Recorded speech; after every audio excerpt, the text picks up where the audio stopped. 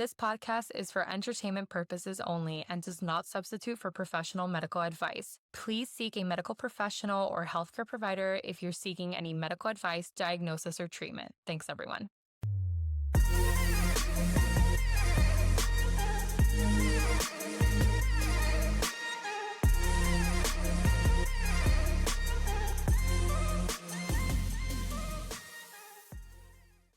Guys, welcome to our 100th episode. Woo-hoo! Julie and I cannot believe that this is episode 100. I mean, this is apart from our Patreon episodes, but this is like our official like podcast 100. Yeah, it is. Oh my God. Okay, ready? Oh, shit. Didn't expect that to Okay. Quick pause. Welcome back. We had a tiny little moment of Too much excitement. too much excitement. Even from the bottle. We'll excitement. take that as good luck for the next Yes. 100 episodes. Exactly. Cheers. Cheers. Anyway, so in lieu of 100, you figured actually, it was a great idea. So we'll do it on Centenarians. Yes, Centenarians. Yes. Centenarians. Centenarians. Sounds like a car. That is a mythological creature, I think. Probably. I mean, it does sound like a Greek mythological creature from some tragedy. Isn't a Centenarian like one of the half man, half horse? Oh, the centaur. Centauri. That's what it is. I probably. Okay, it is not that either, but But we mashed it together, and that's where we are. Anyway. exactly. So, cheers. Cheers. So this is a super cool topic. Okay. It's like, I think a lot of people know this by people of the blue zone, right? So And there's a really good Netflix documentary, on it. And it's all of these individuals that live way past 100. So Yes. science and researchers have studied the way that they eat, the habits, their lifestyles, and all these things. So it is very interesting because researchers, people that are interested in this lifestyle, have been researching and observing how these individuals live, what they eat, what their day-to-day looks like, what kind of jobs do they have, and what is so special about their lifestyle that it's allowing them to live past the age of 100, and not just like 100. Like we're talking about, there's people that are well above 100. Oh yeah. So, and they're so cute. I know. And walking and memory. Well, and that's the main thing here that we're gonna see. Like a lot of their lifestyles and stuff like that, like how they keep up with it. yes, It's incredible. it's incredible. So we thought that it would be super cool to dive into this topic for our 100th episode. I still can't believe we're saying that, our 100th episode. What the hell? Yep. Here we are. Cheers.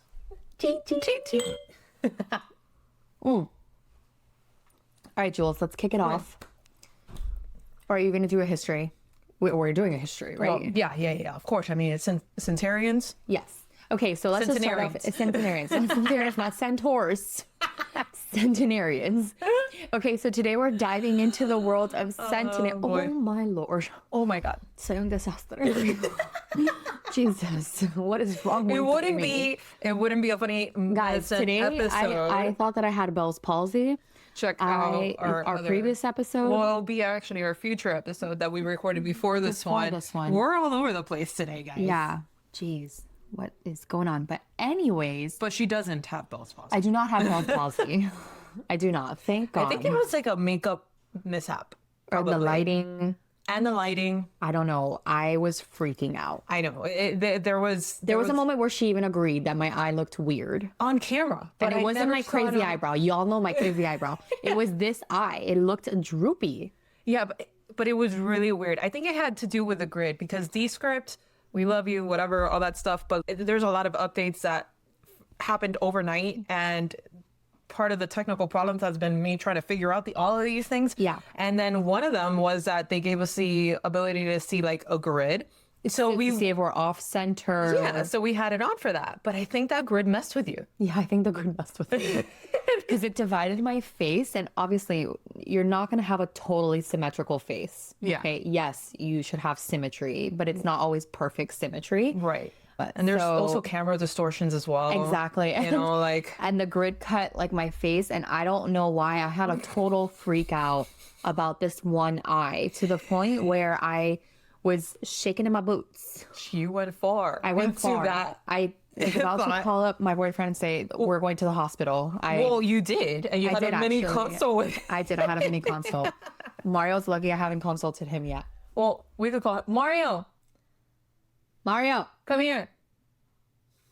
He's looking at me like, what the fuck? Because he knows we're recording, so he's like, oh boy. He just woke up, so everyone bear with him. Mario, do you think there's something wrong with my face?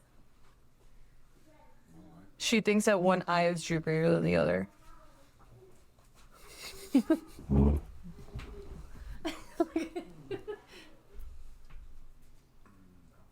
No. Okay. See? I'm smiling. Stick your tongue out. Everything looks good? Clear.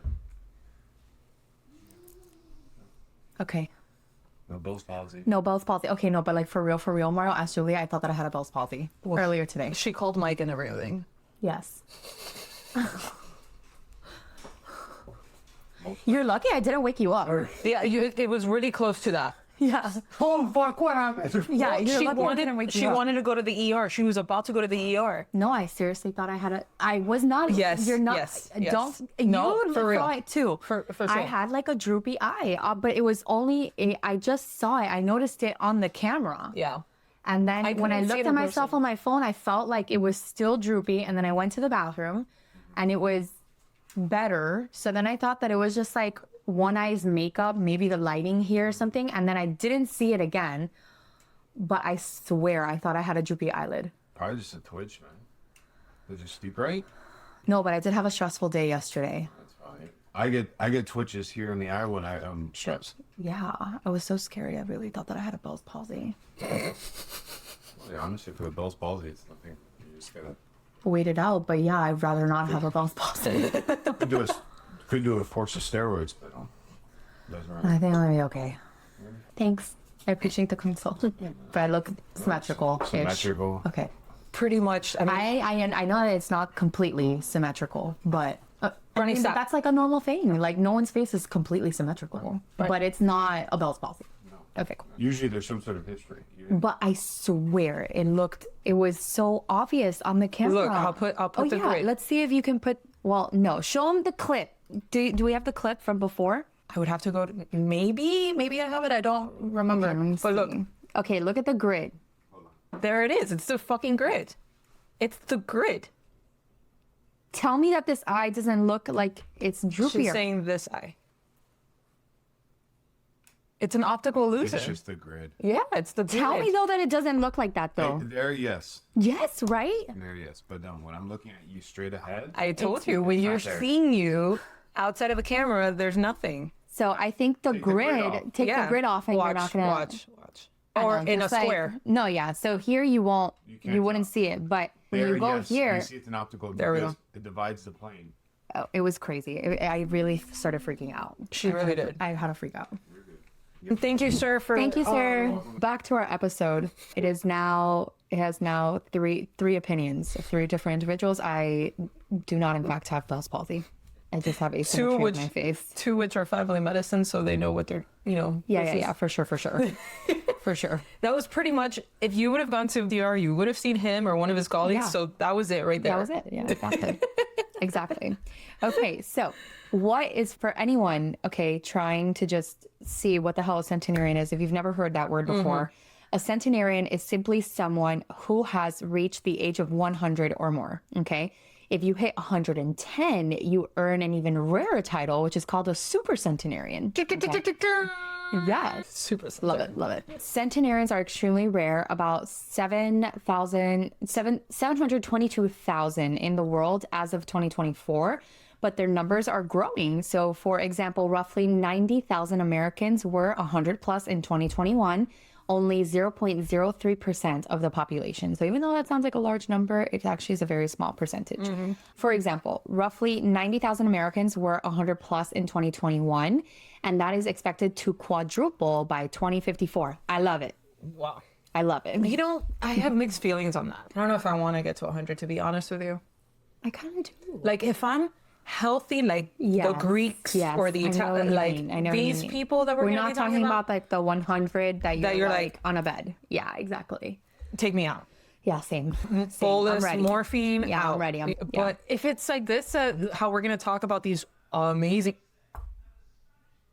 If it's something like that, of these like Europeans or the Japanese in Okinawa, totally sign me up. Like, they're still hiking and doing their thing. everything. But like, if it's like the ones that I'm picturing that you're like a mummy, Yeah.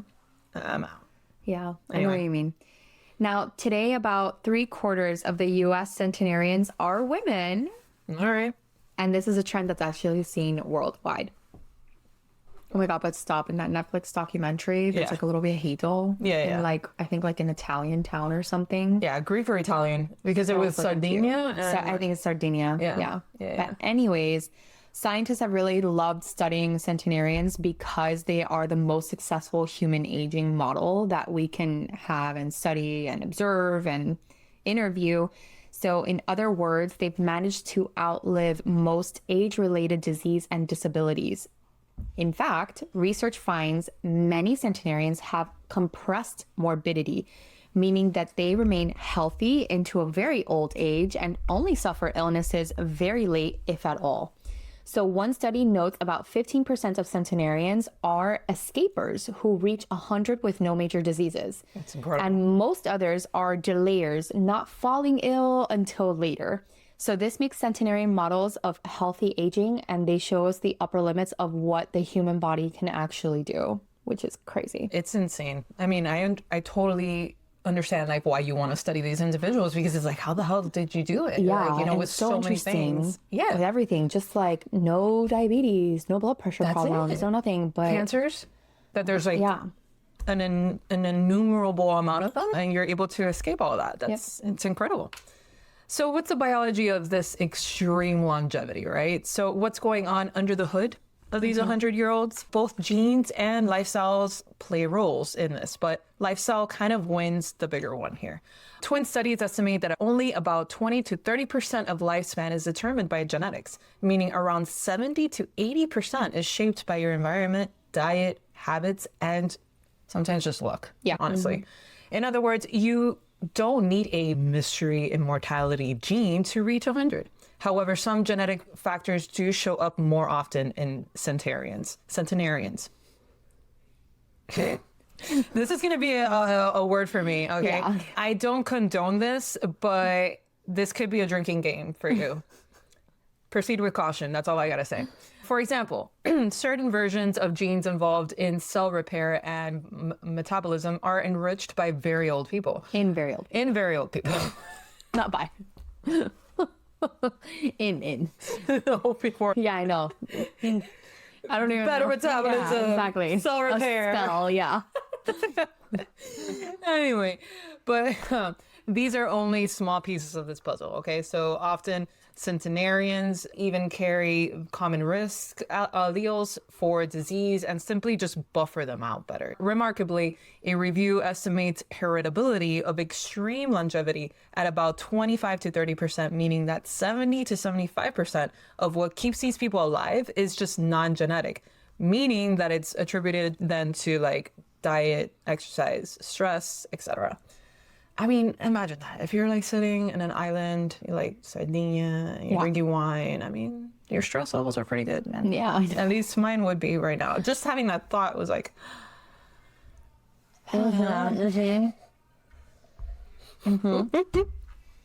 we're hoping here for a destination wedding, probably close to there, so that's why. One can dream. Yeah, it costs nothing to dream, okay? Exactly. Anyway, on the cellular level, there we go, drink. Yeah, exactly. Centenarians tend to have longer telomeres. So check out our future episodes where we're going to talk a little bit about this. About telomeres. So that's the protective caps on the chromosomes that shorten with age compared to unhealthy elders. So what this is like how she had perfectly described it. Go ahead and just describe it since you did it About the perfectly. telomeres? Yeah. Yeah. Like So think about like a shoelace, right? That is your DNA. And then the plastic caps of the shoelaces are going to be your telomeres. So the whole entire point of those plastic caps is to protect those shoestrings, right? From like, you know, like kind of getting stringy and being friable, right? So damage. Think about the same thing. The same thing would happen to a DNA strand. If there's any damage, then usually the cell will actually die, right? Because if it senses damage, it'll kind of auto just go ahead and go through like a cell death, right? So the telomeres are there to protect that. So if you are protecting your DNA, then we associate that to longer longevity. So now they're showing that the DNA of these centenarians have longer telomeres, which So more of that protection. more of that protection. That's crazy. I know. It's great. Yeah. Okay. What So- if we found a medication that protected The made the telomere telomeres like stronger?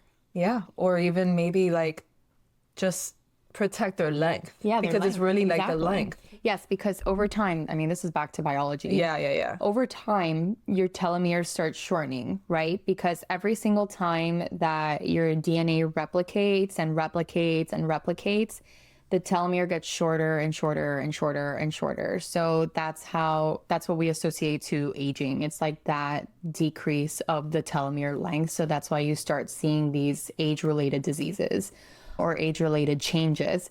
So that's why people study this so much, is trying to find like how to stop how that is it or that slow they it. exactly how is it that they maintained such a long Yeah. portion of their telomeres? It's super interesting. Super interesting. They also seem to handle inflammation and immunity better. An April 2023 NIH report showed centenarians often have unique immune profiles. For example, more robust B cells and an ability to recover from infections, suggesting that their immune systems stay healthier for longer. So in short, centenarians often have resilient biology, good DNA repair, well-controlled inflammation, and an efficient cell maintenance. So that even after a century, they are still pretty in good shape. Yeah. It's pretty awesome. Let's just talk a little bit about the common habits of the 100 plus crowd. Okay. Most centenarians have stuck to a really simple lifestyle. Studies of the world's oldest people reveal striking common behaviors, often summarized of the power of 9 longevity secrets. You've probably heard of them before, but we're kind of just going to go through them briefly. Number 1 is going to be the natural movement over gyms. Natural movement I love this. over gyms. Long-lived people tend not to kill themselves in the gym. Instead, they live in places that force them to move effortlessly. This is going to be the non-exercise expenditure, so the NEAT, right? So this is going to be like you're walking to and from work, going up the stairs, down the stairs. Instead of the elevator. Instead of the elevators, like those things. So it's your non-exercise exercise, okay? They live in places that force them to move, okay? So they garden, they walk up a hill, they do manual chores. They're not choreographed aerobic exercises. One scientist explains the Okinawan elders don't do marathons. Their daily routine is their marathons. So they pull weeds, they tend to their goats, they're strolling the village. It's just a natural form of exercise. They also have purpose. That's the second one. So Ikigai, I think is how it's called, and it translates to plan de vida. okay. Yeah. Okay. So then we're gonna go into that now, and we're gonna explain this power of nine, and then we're gonna go into like where they came from, these different blue zones, and like Exactly. the mentality and all that. Yes. So purpose. They have a reason to wake up in the morning. The Okinawans call it Ikigai, and the Nicoyans call it, or the Nicoya with the Costa Rica is plan de vida. So basically a lifelong purpose, right? So studies suggest knowing your purpose can add up to 7 extra years of life. That's a lot. Yeah, so many centenarians in blue zones keep working or volunteering until old age, saying that they'll never retire. They kind of live with this intention of a purpose. okay? Exactly. Which is great, right? Like I can't. Purpose it just goes, it's so integrated to so many things other than just like your physical health. It's also your mental health. That has a huge, it's just ingrained in so many things. Yes. Stress reduction routines. Everyone has stress, even centenarians, but the difference is that they regularly downshift it. Whether it's a daily nap or a prayer or an ancestor meditation or a happy hour with friends, they make time each day to relieve that stress. Lower stress means less chronic inflammation, which is tied to a lot of diseases. Julie and I have talked about extensively what stress, cortisol levels, and all of that can do in the long run. We've talked about the ACE studies. Oh, yeah. We've talked about all of those things. This is kind of a direct implementation of reducing stress. Exactly. It's a great example of like what would happen if you are able to control your stress. Control your stress, yeah. So Hara Hachi Bu, which is the 80% rule, okay? So one ancient trick is eating less than your fill. Okinawa people practice Hara Hachi Bu, a Confucian teaching to stop eating when 80% full. Basically leave some room in your stomach. You don't have to literally stop eating until you're 100% full. So blue zone elders often have their smallest meal in the evening and then they fast overnight. So that results in fewer metabolic diseases and naturally trim the waistline. Then plant-slant diet, so beans, vegetables, rules on the menu in the blue zone. Centenarian diets are typically plant-heavy. In Sardinia, Okinawa, and elsewhere, beans like soy, flava, lentils are staple foods. Meat is rare, maybe 3 to 4 ounces of just like a deck of cards, okay? Only a few times a month. That's very little in comparison of what we have. Yeah. These plant-focused diets are higher in fiber and nutrients that fight disease, which is, again, leaning into that vegan diet. Or vegetarian. Or vegetarian, yes. You know, I mean, just less meat. Yeah. Overall. And we've done the whole entire comparison thing between those different diets. It's kind of crazy. Yeah, check out those episodes. Yes. So moderate wine with friends. I love this one. Well, I'm empty. Yeah. Oh, girl. Unacceptable. Unacceptable. As we are just going to see right now, unacceptable. Mm-hmm. That's why we have like our Hispanic or Latin or whatever culture behind us because, you know. Cheers. Yeah, cheers. Ching ching. You know Ching ching. So, moderate, not mild. Moderate. I love that. Moderate wine with friends. So, except for Loma Linda, which as many oh my God. has many Adventists. Adventists, yes, like the religion. The religion, okay. Who abstain, the other blue zones enjoy a little daily drink. So moderate alcohol consumption, 1 to 2 glasses of wine per day with meals is a really common practice. So interestingly, studies show moderate drinkers live longer than non-drinkers. Presumably the antioxidants in wine plus the social cheers. We've talked about resveratrol in the past as well. It's in red wine. Yeah. Yes, in red wine, exactly. So, but I think it's just like the mood, right? It's a lot. There's a lot that goes into that. I can totally see that. Okay. Yeah. And then it's just like you de-stress. And it's kind of like a mental thing too. That like when you have like your glass of wine, even if it hasn't kicked in, the alcohol hasn't kicked in, you're already like mentally, okay, it's time to just like calm down. Yep. De-stress. I'm obviously not working anymore. I'm obviously not like on task right now. Like there's a lot of mental play to that. Exactly. Belonging to a community. This one is so important. Oh, yeah. So longevity. I get it. I've been struggling all day. Longevity likes company. So nearly all centenarians belong to some faith or social group. Regular fellowship adds years. For instance, attending religious or community gatherings several times a month can add 4 to 14 years of life expectancy. A lot. Yes, that's a lot. Being part of a tight-knit tribe gives emotional support, purpose, and accountability. We're social animals at the end of the day. Yes, at the end of the day. Yes, exactly. And we've talked about this, like even in our episodes of depression, anxiety, and all these things. a really big factor is isolation. Isolation can really cause a lot of these symptoms. Belonging to a community, being able to talk to others, to have something in common, or just being part of a group is really, really important. Yeah, loneliness is really bad for humans. Yes. Now, family first. The blue zone elders put family above everything else. They live near or even with aging parents and grandparents and invest time in their children. In Okinawa and Sardinia, multi-generational households are really common. It has a strong family ties. Having strong family ties adds years. And in fact, being married or having a committed partner can add up to around 3 years of life expectancy. This is just estimations, but I mean, it's the idea of that like togetherness and like being a family and all these things and staying together. Everything is just social. Social. Yeah. It's just puts in, like, it cements in, I guess is a better way of saying it, like how important being like social, even if you consider yourself an introvert or whatever, but at least you have, hey, I have family, I have friends, I have like, you know, even if it's a small social circle, it still exists. It still exists. Yeah. You know, it's not just you talking to the wall. That's not healthy. It's something we're just biologically made like that. Yep. We need a tribe. Yep. And it's big or small.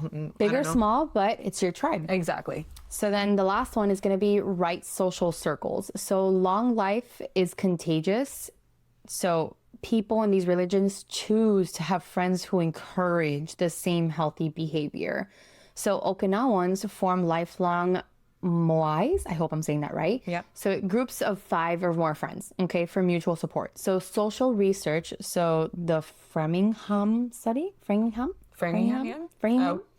study shows that habits like not smoking and staying fit spread through friends and networks, right? So this is kind of what we're saying. Like you kind of find a group of people that kind of have your same likes and interests, and you know it's a positive in your life. You don't have like a negative friend, right? So if you're my friend, you're going to motivate me to live that life. Exactly. Right? Exactly. So in blue zones, your friends help keep you honest. And if they walk every single morning, so might you, right? So it's kind of like that motivation to keep you living a healthy lifestyle, right? Even with your friends. And a ton of research shows that when you do that in groups, you're more successful to do it. Dieting and exercising, yeah. So these habits, diet, movement, community, overlap heavily with what is the latest science that promotes this longevity. So the good news is that we can all try to live like this centenarian type of the power of 9, right? Take the stairs, hug your grandmother, eat more beans without needing like a time machine, okay? Yeah. Exactly. I mean, it's simple things. But it's just like we need to make the time for it. And that's what at least us Americans are notoriously bad Terrible at. We don't know how to make the time for it. No, we do not. We do not. And interesting enough, I had a patient the other day. Well, you have a lot of people from out of town. Yes, I have a lot of people that are not Americans. Yes. And they're from Bangladesh. And the little girl, she was just telling me, she was like, she had a henna, and I'm like, oh, I love your henna. And then she's like, yeah, I've been practicing. And she has a lot of friends that are not from Bangladesh, and I don't know, they're probably from a different culture, but they don't know what hennas are, and they love it too. Yeah. And they're like, and so one of the girls was saying, oh, you should charge, you know, like anytime. Okay. So when she told me that, I was like, yeah, the mom was like, no, she's like, she should not charge. She's like, she loves doing that. You don't need to charge if you should do something because you love it. Oh, that's sweet. And she was like, the mom being from Bangladesh, she's like, the American brain. It's true. It's true. It's true. It's true. And then until she called me Did you not see like my change right now? I was like, yeah. And then I'm like, oh, but that's sweet. I said the same thing. Yeah. I did the same exact reaction. She's like, the American brain is all about money. And she's like, she's like, she doesn't need money. She's 15.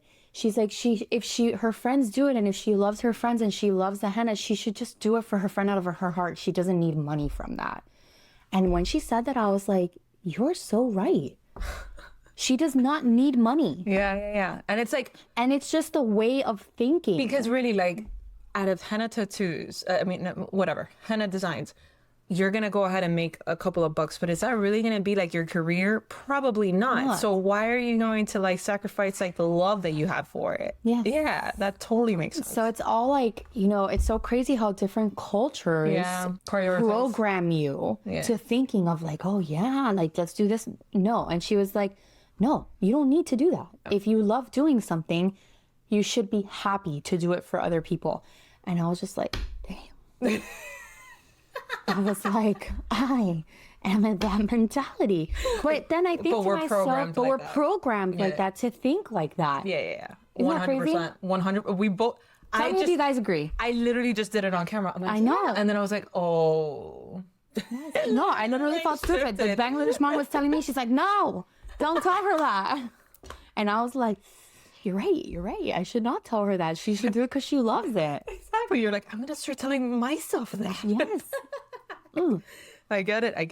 It's the American mentality. We're just like bred all this for like it. business, right? Just trying to get that American dream. Honestly, It's the American dream everything thing. is It is like, that. It is it's that. And I've been seeing like a lot of podcasts lately. Work hard, play hard. That's like the thing, right? All Like of these and you can't fault them for it. Like our generations previous to us. no, like, you know? I think that there's a difference between being lazy. Oh, 100%. Okay, this isn't okay. I'm gonna live on the streets and just do what I love. Listen, by all means, if that's what you want to do, then that is your prerogative. Right, You know. right. However, I still think that you can Have a hobby. work, you know, make money, enjoy life. Do I think money is everything? No. Do I think that sometimes we're programmed to think that money is everything? Yes. And unfortunately, previous generations have been taught that like harder, even harder than us. And it makes sense. Like different generations came from different times too, where this country was growing. We were building companies, we were doing this and that and all this bunch of stuff.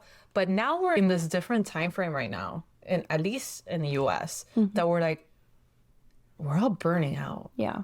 We're all burning out like more than we're building at this point. You know, you're seeing big ass companies like United Healthcare getting slammed and dumping. Like they are not doing well. They're not doing They're well, yeah. not doing well. And you know what's crazy is that they're still getting all our money.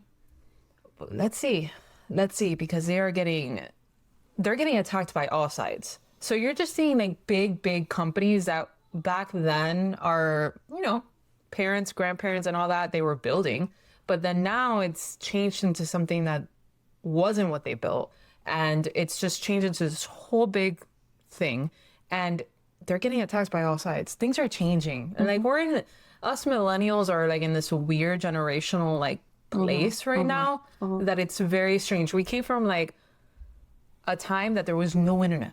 Yeah. We grew up with no internet. I know. And right now I'm 36, you're about to be 36, and it's like we have AI. So we went from no internet to AI. I know. Like our lives are very weird. Yeah. And our generation is really freaking weird. You know, and so is Gen X. Gen X is the other one too. That they were like, they're a little older than us and they are doing the same thing as us. Same thing, yeah. It's strange. Boomers are not really like in the AI game as like millennials and Gen Xers are, that we actively do use it. Yeah. Things are weird. Yeah. You know, so it's like back then it was all hustle, get the money, hustle. Yeah. And now we're like kind of being shown that like, I don't know, like things are happening. We're getting cancers. Us millennials are getting cancers at ages that our grandparents didn't get. Yeah, I know. So it's like, what the hell is happening to us? You know, I don't know. There's a lot of things, and that's why these studies of like these centenarians and stuff like that, bringing us back to the basics, back to like, hey, take that fucking walk. Yeah, take the walk. Yeah, take that Go the walk, extra mile. put your Walk. phone down, dedicate yourself to something that you actually like outside of work and all that. And maybe that's what we've been missing. We've been like so drilled for so many not centuries, but so many generations of like, go. And now we're seeing all these declines in so many things that we're like, maybe we gotta take a look at what they're doing. Yep, exactly. You know, I don't know. That's my TED Talk. Bye. Okay, bye. Thanks. Bye. I'm done. Anyway, go, because I talked a lot. Okay, so let's talk about the blue zones. So the hot spots of longevity. This is where most centenarians live. Okay. Researchers have identified a handful of blue zones, regions of the world where exceptionally many people live past 100. Dan Buttner, best-selling author, coined the term in early 2000s. A blue zone is defined as a place where people live exceptionally long lives, thanks to the healthy lifestyles and community factors. The origin 5 blue zones are Okinawa, Japan, Sardinia, Italy, Ikaria, Greece, I hope I'm saying that right, Nicoya Peninsula, Costa Rica, and Loma Linda, California. Each is geographically and culturally unique, but all share remarkable life expectancies and low chronic disease rates. In Okinawa, Japan, this island has one of the highest numbers of female centenarians on Earth, which is crazy to think about how so much culture is in this island. Yeah. The Okinawans eat lots of sweet potatoes, goya, which is bitter melon, soy, practice Ikigai, and have strong social, like, moai groups, which is those groups of people, like 5 or more people that motivate you to do things, right? And the Ikigai was like purpose. Yes. Like how we mentioned it Exactly, previously. like the purpose. They have a purpose in life. This is just a fun fact. One Okinawan saying means there is no retirement, meaning many elders will work or volunteer until literally the very end. So they're not just wasting Sitting. away. Yeah, they're not just sitting. yeah. But I think, sometimes I think about it, man, this like whole entire episode, it's like self-reflection. It is. Right? So it's like, I just feel like for us, we work so much that we burn out, that's all we want. That's the problem. That is my thing, is that I don't want to do. Right. And then it's like you look at these other cultures, and yes, you could dissect the economics of it and whatever. I'm not talking about that. But I'm talking about like these other cultures, like in Italy, they will pick either July or August, and it's a full month off of work. Off, completely off. Completely off. Then you have like Spain, they even have siestas. Yes. They take a nap during work time. Yeah, like and again, a full, like the shop is closed for 2 to 3 hours. Exactly. And then I could hear it now. They're like, well, they get taxed all this amount of money and all the this health system and whatever. Okay, I'm not talking about that. I'm talking about like how this like leads to long-term differences between their culture and our culture. Not money, and not like monetarily wise, just like how the long-term effects of that, that's what we're looking at. Yeah. And then in Sardinia, Italy, the mountainous province of Nora, of Sardinia boasts many 100-year-old men. Okay. And the other flip side of the Yeah. So the diet is pretty much like a Mediterranean diet. So it's goat's milk, pecorino cheese. Love it. It's delicious. I know. Whole grains, Canano red wine. Hell yeah. Men who work hard, shepherding too, and strong family ties run in the village. I love that documentary because it follows like this little old man in Sardinia. Oh my God, he's so freaking cute. I know. And he's walking up these steps, and I'm like, my mom can't even walk up those steps. Dude. I can't even walk up those I know, steps. that's the thing. Without getting up there, I'm going to get... Yeah. So in Greece, and how do I say that, Julz? Aegean. Aegean. Okay. I only know that because of history. Okay. I didn't know that. All right. So in Ikaria, Greece, an Aegean island nicknamed the island where people forget to die. Isn't that crazy? That's the nickname of the island. You forgot to die. Yeah. That's insane. Yeah. Icarians eat Mediterranean fare. So olive oiled wild greens, beans. They take daily naps. They party in social gatherings. They also drink herbal teas that may fight some inflammation. It's kind of just like a totally different lifestyle. Yeah. And then in Costa Rica, Nicoya Peninsula, known for their hard water, rich in calcium, constant sunshine, and a simple life, the Nicoyans eat corn, beans, tropical fruit. They live with extended family. They walk everywhere, and they have a really relaxed attitude. So a lot of them actually call them, like the inhabitants, the añojos, which means that those who remember, right? So it's crazy. I know. All these different, and then Loma Linda, In California. In California, yeah. So it's actually, Loma Linda is very well known to be very like religious. Yeah. Right? So home to a large community of Seventh-day Adventists, right? Adventists. I would say that, but again, I'm not known for I saying need things to, I right. need to learn how to say it. I am notoriously bad at saying things. Wait. But I think by hearing other people saying it, it's Adventists. How to say Adventist? Adventists. Okay. Yeah, it's Okay. So in Loma Linda, California, home to a large community of Seventh-day Adventists who outlive other Americans by a little bit of like around 10 years on average. They follow biblical health principles, vegetarian diet, no smoking or drinking, a weekly spiritual fellowship. Loma Linda shows that even in modern America, a community and lifestyle can create a mini blue zone, which is crazy. that's like focused on diet. Yeah, exactly. And like groups, right? Right, Like exactly. feeling part of a community. Purpose, yeah. Purpose, all of that. So beyond these 5 other candidates, parts of China and Latin America, they've been proposed, but Buttner and collaborators confirmed those core 5. So collectively, these longevity hotspots have up to 10 times as many centenarians as places like in the US. The Netflix documentary series and much of Buttner's work was built on these regions. Yeah. So if you haven't seen it, we're definitely not sponsored. I wish we were. But you should see Netflix's Live to 100, and it's the secrets of the blue zones. It was very well done. Really just like an easy watch, and it shows you a great picture of what we're talking about, honestly. Yeah.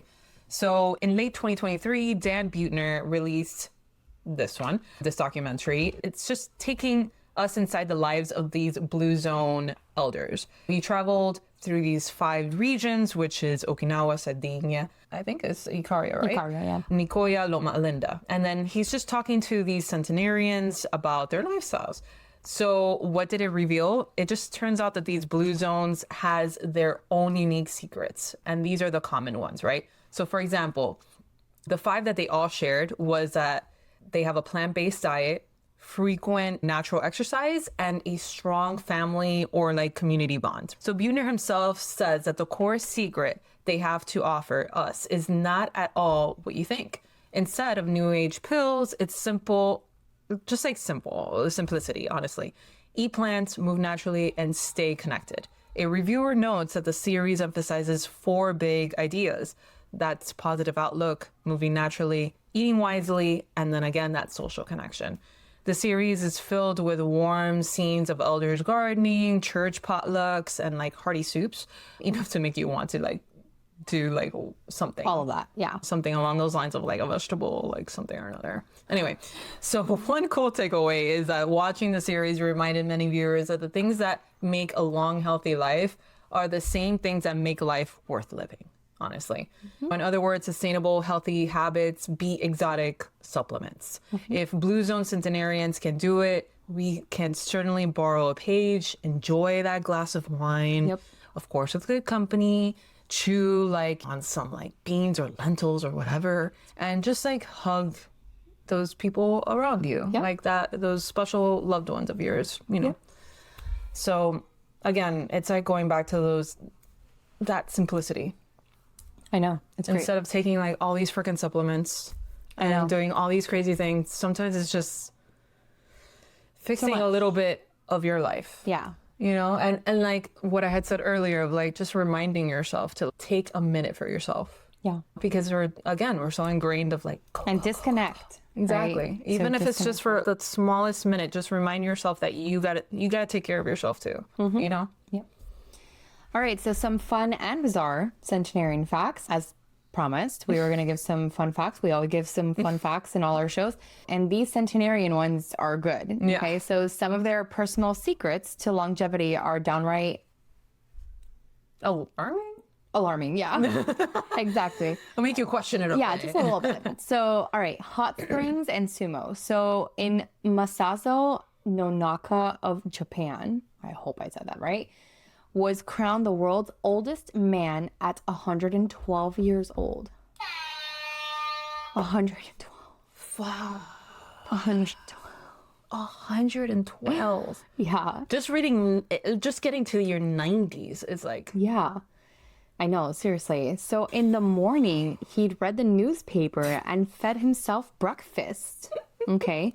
So his secret, he regularly soaked in hot springs and says watching sumo wrestling is one of his favorite pastimes. And here's the thing. I don't think that it's the sumo wrestling. It's that he literally got in a hot tub every day just to relax and watch something that he enjoyed. And that releases your serotonin, your dopamine, your whatever, all these things. You feel good for a good amount of time. You're happy, you're relaxed, inflammation decreases, all those things start happening in your body. And if you do that for a progressive amount of time, I mean, it's inevitable for it to be a good thing. Exactly. If it feels good, it's probably probably not, but I don't know. You should listen to it maybe sometimes. Sometimes, I'm not I know what you mean. Yeah.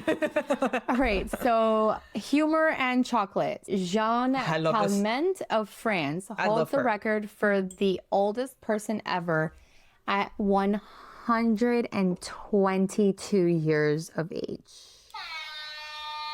122, guys. 122. She's real. Y'all, she's real. Dude. She is. Watch. Listen to this, which I think that this is kind of sad. But she's French, of course. Yeah, she outlived both her daughter and grandsons. Okay. She met Van Gogh and even became a recording artist at 120 years of age. What? So Calment, am I saying her name right? Calment? I'm sorry if I'm not pronouncing her name right. We're not French, but honestly, I love her. Okay. So Calment credited her long life to her sense of humor. She joked that at 120, she expected a very short future and to chocolate, right? So she reportedly consumed about 2.2 pounds of chocolate each week. It's my spirit animal right here.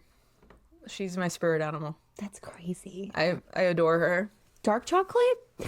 Probably. And milk chocolate. And if it's that, probably dark chocolate. I'm gonna get some dark chocolate. And I'm gonna start enjoying my dark chocolate. I love dark chocolate. Yes. So far, hot tub, sumo wrestling, and 2.2 pounds each week. Each week of dark chocolate. Yeah. Okay. Yeah. Just saying. All right, next one. Let's add to that list. Yes, so eat light to live long. Roman Kimura of Japan. We're obviously not Japanese, so we're trying. Yes, I'm sorry, guys. We're really trying, and we mean no disrespect. Like, all power to these None people. At all. These are great. These are... This man, he held the male longevity record at 116, said that his motto was eat light to live long. He reportedly limited his portions and lived by his porridge. He literally just had porridge. Scientists note that reducing daily calories, even by 30%, is linked to slower aging process. Now, it turns out that Kimura's frugality, okay, and what his meals were, okay, had a scientific nod. So caloric restriction can help the cells stay youthful and protect the brain. Brilliant. Which is what we had said before. It's like don't eat to your 100%, like just 80%. Stop at 80%. Exactly. Which is hard for Americans. Yeah. No, Americans literally eat until, oh my God, I can't. Well, we have freaking buffets made for that. So everything except pork and chicken. Cubans were screwed. We're screwed, yeah. So Violet Moss Brown of Jamaica became the world's oldest person and oldest woman at 117. Well, she's not the world's oldest person because that was the other lady, 120. Yeah, that's at that time when she was... Time. Okay. So Violet Moss Brown of Jamaica became... At that time, she was the eldest woman. She was at 117. Okay. Yeah. So when asked her secret, she said there wasn't much to it. She said, I eat everything except pork and chicken, which is crazy to me. So what did you eat? Fish? Lamb? Yeah, fish, lamb. And cow. Yeah. Right? So steak? Yeah. Yeah. So, I mean, I don't know. But if she's from Jamaica, it's probably a lot of fish. Which fish is freaking fantastic for you. You know, it's super lean. You can't pretty much get leaner than that. You have omegas. All of that. All right, smoking. Don't try this at home. In 2016, Batuli Lamishane, I'm not sure if we're saying that right, but she's from Nepal, claimed to be 112 and insisted her secret was smoking about 30 cigarettes a day for 95 years. Do not try this. Yeah, I'm gonna say that this was not it. Yeah. Yeah. So It was a claim from Nepal. If you've heard of her from and she Nepal, claimed that she was 112. she could have been 60. Yeah. Because smoking will age you. Yeah, so exactly. She could have been 60. 30 cigarettes a day? What kind of cigarettes were those? So point of this is if you've heard of her, because like, you know, she did claim her fame, you know, being this very elderly woman smoking all of this from Nepal. Just, we're not really sure. Nobody's very sure. And everybody's vehemently against it. Yeah. And also, we did say that this is genetic and heavily environmental and sometimes luck. I think luck was definitely on her side. If she really was 112 smoking 30 cigarettes a day, She may have been an extreme Mama, did you play the lotto? outlier. Yeah, so she's definitely an outlier in what we call statistics. The outlier is that one person. Extreme outlier. That one point in data that you're like, what the hell went rogue? Yeah, you're but like, you still have to include it. You're just like, why did this happen? No one talked to her. Yeah, don't consider her in the study. Exactly. We'll mention her. She has an honorable mention, but don't consider her in all of this. There's a lot of questions there. Yeah, exactly. Now, women outnumbering men. So a fun fact, most centenarians are women. About 78% of the U.S. centenarians today are female. Sorry, boys. Now, globally, it's similar. The reasons are many: genetics, hormones, risk-taking differences. Big time risk. Oh my God, there's such good trends on TikTok on that. Yeah. They're like, this is why women live longer than men. And you just see men like on two like really tall stairs trying to juggle and do this, and you're like, you're gonna fall and eat it. And it's just like, yeah, that's why women live longer than men. But practically speaking, if you meet a 100-year-old, statistically, she's probably grandma. She's probably a female. She doesn't have to be a grandma. It's probably a she. But anyways, all right, growing populations. Centenarians used to be rare. And in the U.S., there were only 2,300 people that were 100 and plus in the 1950s. Now, by 1990, that grew to 37,000, and now we're at 90,000. And worldwide, the United Nations estimates 722,000 centenarians as of 2024, and Japan leads the count with, out of all of those, 146,000 are followed by the U.S. and China. Okay, that's pretty awesome. That's pretty crazy. Yeah. So behind the humor, these stories do highlight genuine patterns. Many centenarians are healthy, active, and they're just not like rotting behind a TV, unfortunately, that we see too often. In Okinawa, for example, about a third of 100-year-olds are independent, they're active, and it's all thanks to their diet and their exercise. So in short, these facts are entertaining, but they also underscore the verity and balance, and sometimes even grace and luck. Yeah, that's part of this longevity thing, you know? So we're going to go ahead and bust some myths and legends when it comes to this, because there's a bunch of that. Yeah. There's a bunch of that. So I'll go ahead and start with the first one. You go with the next one. Sure. So, Mick, you need buckets of money or champagne taste to live to 100. Well, we got some champagne taste. Okay. However, anyways, the reality is wealth and longevity only loosely correlate. In the blue zones, people are often really modest. It's the community and the diet that counts. One surprising finding is that studies suggest one's income or wealth has far less impact on living to 100 than the social bonds and habits. In other words, a caring village can do more than a fat bank account.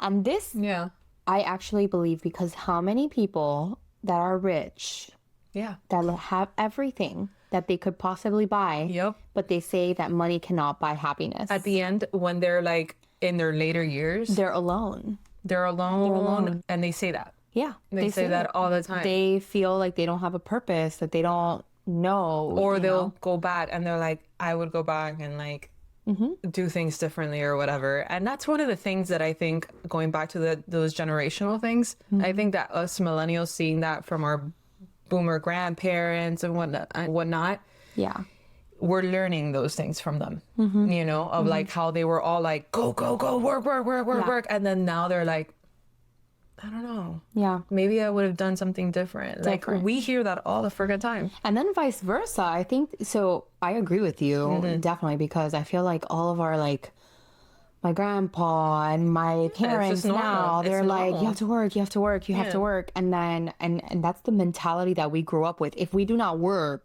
then like you cannot just sit down all day. You have to be doing something. It's frowned upon. Yeah, exactly. So it's like now I can say vice versa too, that they are also the ones that taught us that we don't need a lot to be happy.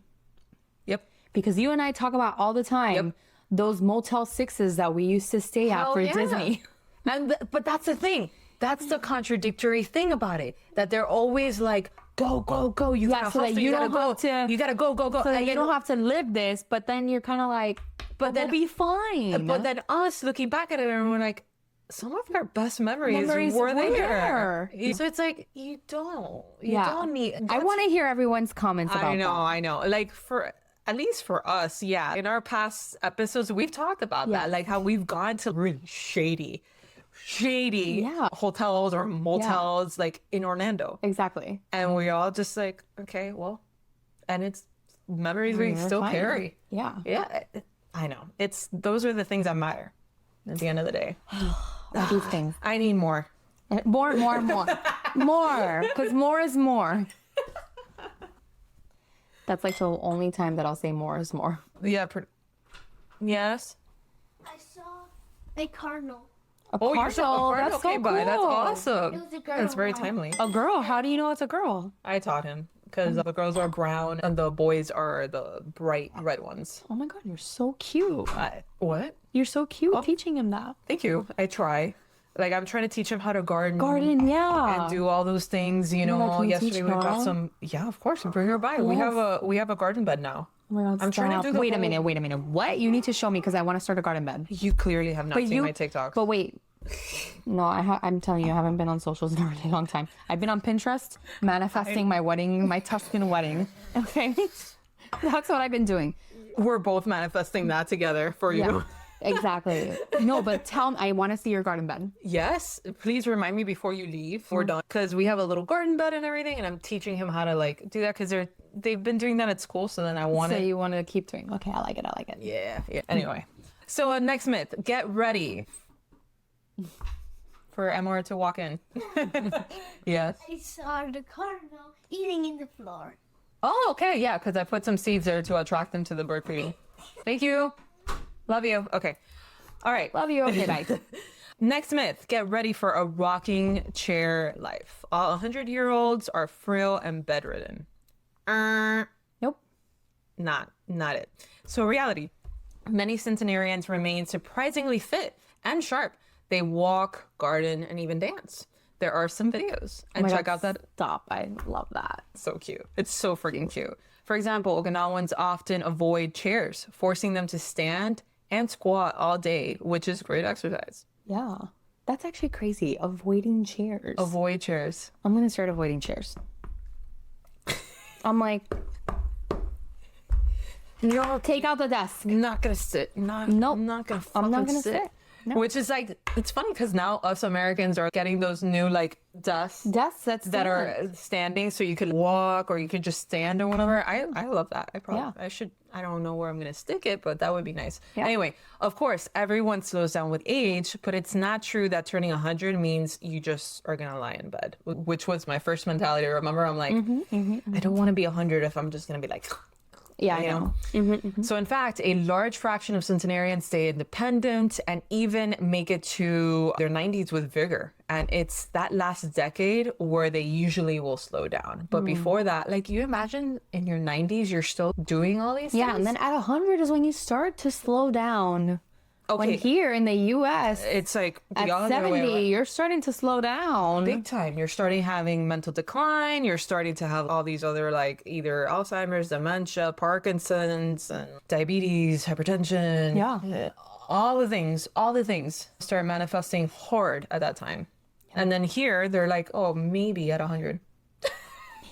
Maybe. Maybe she'll start forgetting I don't know, the time. Yeah, exactly. The name of your 5th grandchild or something. I don't know, great grandchild at that point. Maybe. Oh my God, have you seen the TikToks of the grandparents with all the grandchildren? So they're like sitting blindfolded and the grandchild will talk and they'll have to name them. No, I haven't seen that. Oh my God, that's it's so cute. cute. So then it trickled along. Like then it was like the teachers, they'll blindfold and all the kids will talk and they'll name them. But there was like this grandparent that had like a lot of grandkids, like maybe 15. She named every single one of them. It was so cute. That's fucking adorable. Yeah, it was so cute. I love that. All right, so next myth. You can break all diet rules if you live that long. Not really, right? So while all our anecdotal smokers and chocoholics show us the exceptions, moderation is key. So Always. for most people, balanced habits beats the extremes, right? A myth might say eat cake all day, right? But the science is going to say maybe not, all right? Maybe you can have a bite of cake every single day, or like this lady, 2.2 pounds of chocolate every single week. A week, so spread it out very well. Yeah, exactly. Don't you dare go over. Now, interestingly, the Booze on Science contradicts some diet dogmas, right? People in those longevity hotspots do drink wine, okay, and enjoy sweet treats. So not all sweets and alcoholics are off limits. Alcohol. Sorry.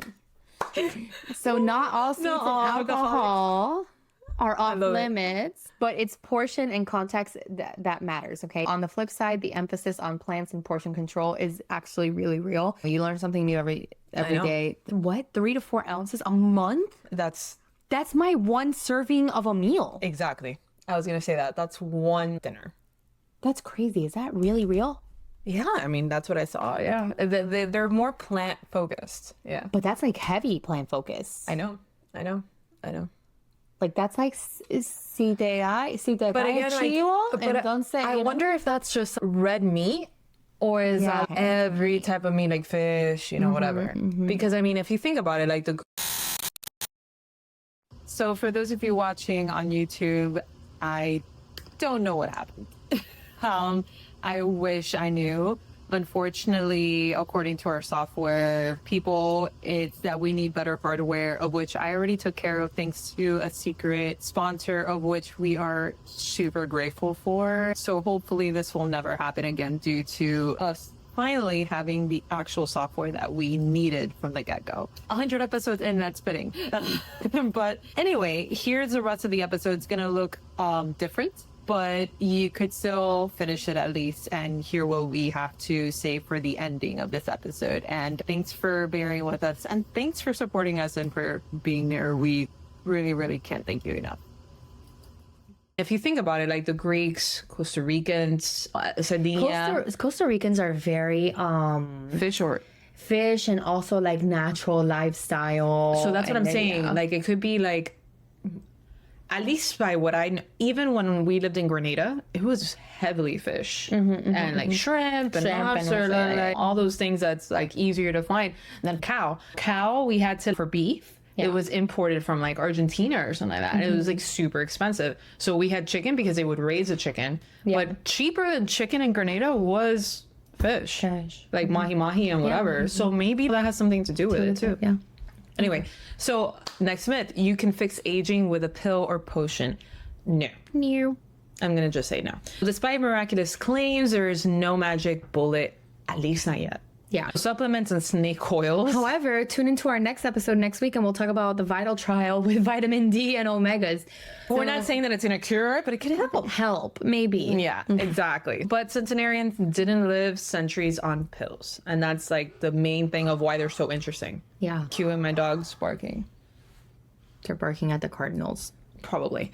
Anyway, so they survived on hard work and healthy habits. Current research is testing drugs and genetics, but for now, the fountain of youth remains just fictional. It's not about X, Y, and Z supplements that they promise you with these great marketing campaigns that they're going to do this wonder anti-aging thing for you. It's not.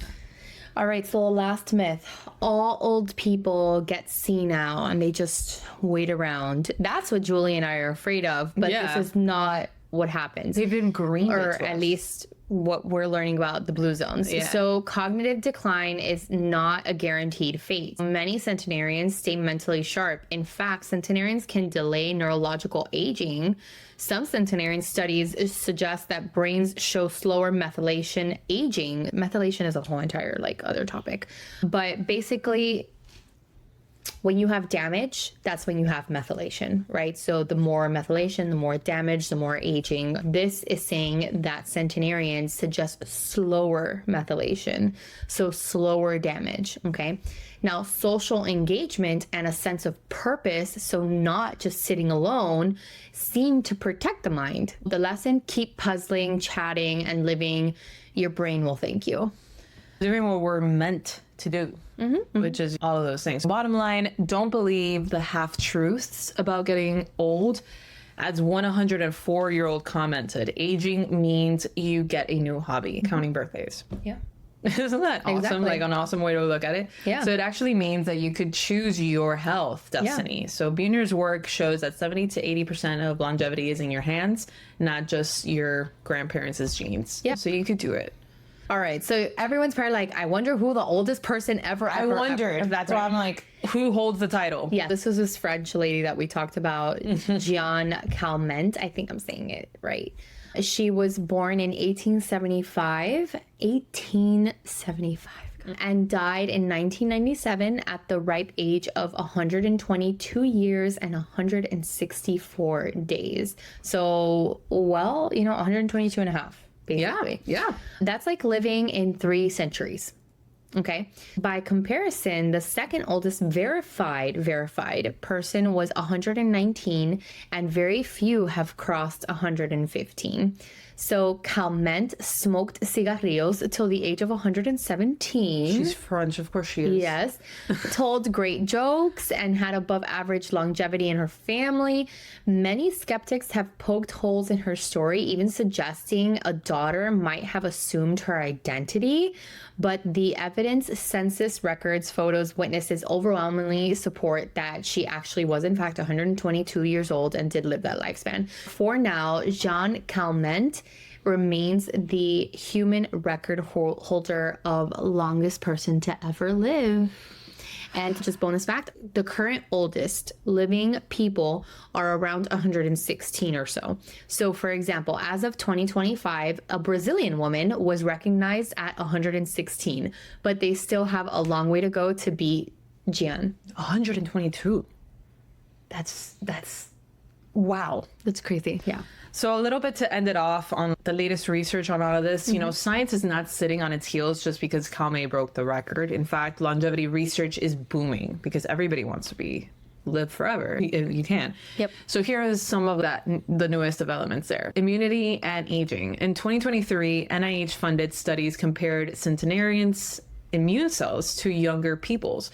It found that centenarians often stave off, they push away cancer, stroke, and heart disease until very late. Their immune systems showed unusual features, for example, more disease-fighting B cells and a sharper response to infections, suggesting immune resilience that kicks in to protect them. In short, these oldest folks have immune cells primed to fight off trouble well into old age. And then stem cells from 100-year-olds. In the late 2024, researchers in Boston made headlines by reprogramming blood cells from centenarians into pluripotent stem cells. Pluripotent means that they're how can I explain pluripotent? They're ready to grow. They could be anything. Made anything. Yeah. I don't remember that much. When you think of a cell, right? When a cell is created, okay, like a baby cell, it goes through lineages, right? So you're going to be somewhat of the heme lineage. You're going to be more of yeah, exactly. A bone cell. A bone, or this, exactly. So everything has its lineage, right? So a pluripotent cell is the base cell that can be anything. Become any of those It things. hasn't been assigned a tract, okay? Exactly. So these Boston researchers were trying to reprogram those cells that she was explaining right now. Why? Because these induced stem cells carry all the longevity instructions of a 100-year-old. Early experiments on these cells are already giving clues about brain aging. For example, they can help scientists test drugs on cells derived from true Centenarian DNA. It's like having a living library of what 100-year-old cells should look like. This novel approach may reveal new anti-aging pathways. Yeah. Isn't that insane? It's crazy. And we're going to talk about the gut microbiome because we always talk about it. We always talk about it. And new research, this was not research that was done in the past. So now we actually get some insight because we know that a lot of it has to do with this now. New studies are finding that the gut bacteria may hold longevity secrets as well. One meta-analysis of 1,156 gut samples showed that people over 90, including centenarians, tend to have greater microbial diversity than younger adults. A healthy, varied microbiome suggests better adaptability. Researchers even identified certain bacteria that are enriched in long-lived guts. Some of these microbes produce beneficial compounds like vitamin K2 or anti-inflammatory metabolites. So companies are now exploring the Centenarian probiotics derived from these strains. It's still early, but your gut bugs might be your new secret allies in aging well. And I'm sure people are going to now start trying to profit over this. Like, 100%. No, like this is what people over 100 have. You know that the wellness and supplement, like, exactly, atmosphere companies. And just remember what these people did. They ate to 80%. They have a majority of a vegetarian diet. Keep it simple, okay? Yep. Mediterranean diet. Big time. Yeah. Big time. Yeah. All right. So genomics and big data. So last year, the NIH launched a $45 million longevity consortium to hunt for longevity factors across huge data sets. Part of this involves comparing the genomes of centenarians and their children to typical 70-somethings, okay? So using AI, because we have technology, should be using it to our advantage, right? Not abuse it, but use it. Yeah. Using AI and genomics, scientists hope to pinpoint a rare genetic variants or combinations that confer disease resistance. Now, early analysis confirms some centenarian families do carry a unique protective variation, but they often owe their health to how genes are expressed. And for those of you that just stay with me, you have your genes, right? Now your genes need to be expressed. That is how you have this outward gene expression. You might have a genetic disease, but you might not have all the symptoms because you expressed it differently. Some have more, some have less.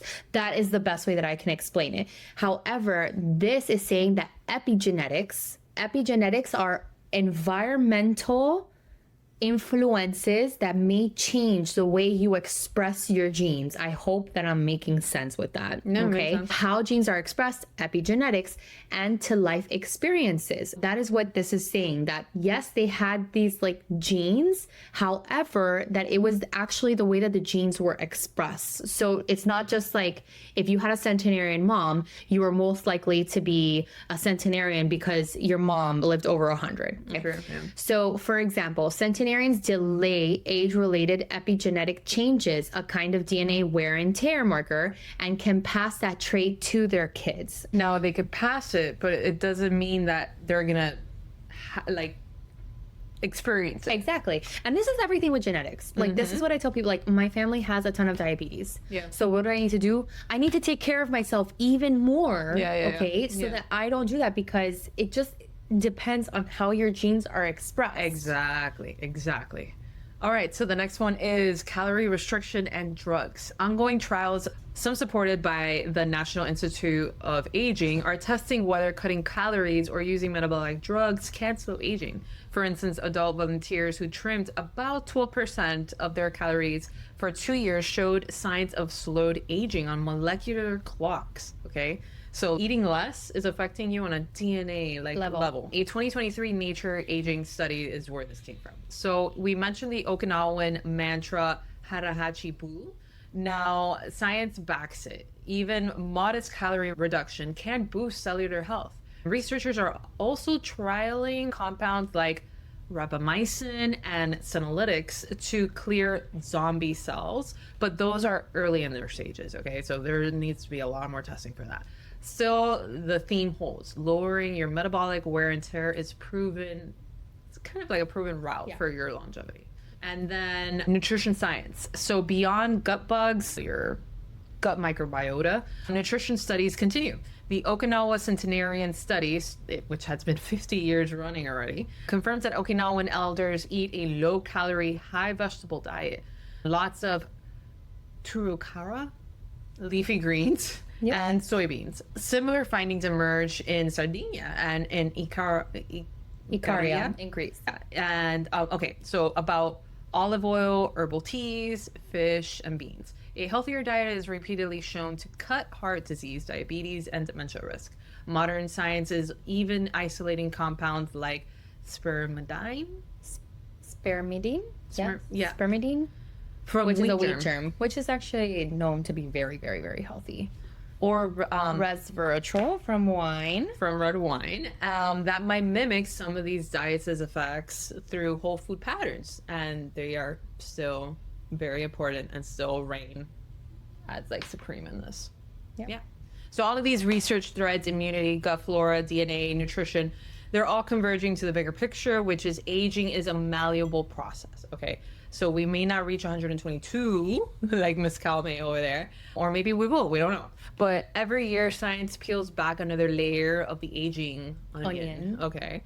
For now, the advice from Centenarians is surprisingly consistent with the science. Eat well, move a bit every day, stay social, and don't stress too much. Live with purpose. Don't eat so much. Stress out less. Walk that extra mile. Do something that makes you happy. Do something that makes you happy. Like this guy that was in a hot tub watching sumo wrestling. Like, I mean, Hell yeah. yeah. Hell yeah. Like, Do not you know, smoke. Yeah, don't do that. But just find something that makes you happy and look for something that releases those dopamine and serotonin neurotransmitters at the end of the day. And eat less. We don't need to eat as much as like all of us Americans do every day. Like, we just eat far too much. But yeah. And that was our 100th episode. I cannot believe it. I'm literally in shock. I cannot believe that we've done 100 episodes. 100 episodes. And I absolutely love this topic. Yeah, this was great. This was a great idea. You killed it. Such a good topic. Loved It was lighthearted. It was like all the things. It was great. Yeah.